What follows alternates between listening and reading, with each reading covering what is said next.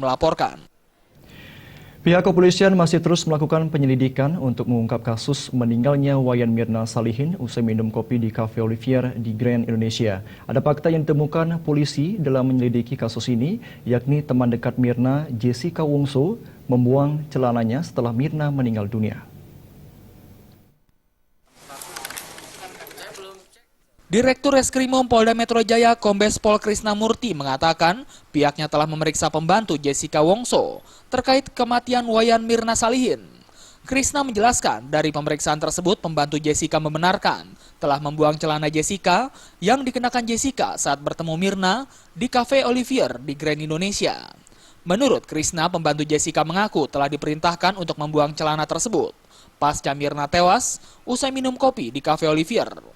Pihak di Treskrimum Polda Metro Jaya kini sedang mendalami alasan Jessica membuang celana tersebut.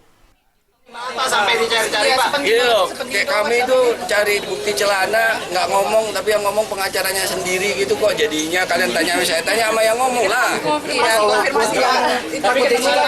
Nah, kami ada keterangan dari salah satu saksi kunci. Saksinya sekarang kita amankan, pembantu rumah tangga yang mengatakan dia diperintah membuang celana. Artinya diperintah ya? Katanya celananya robek kata pengacaranya. Dan kan kita nggak tahu, belum ketemu celananya. Kan cuma kita faktanya dia buang celana. Buat apa buang celana setelah kejadian? Tapi kan dari pembantu.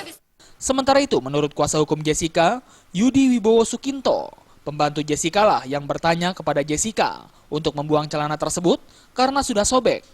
Menurut Yudi, celana itu sobek saat Jessica membantu membawa Mirna ke Rumah Sakit Abdi Waluyo, Menteng, Jakarta Pusat, sekitar pukul 10 waktu Indonesia Barat.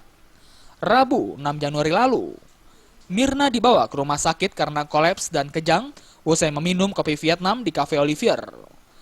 Dari Jakarta, Zikri Amin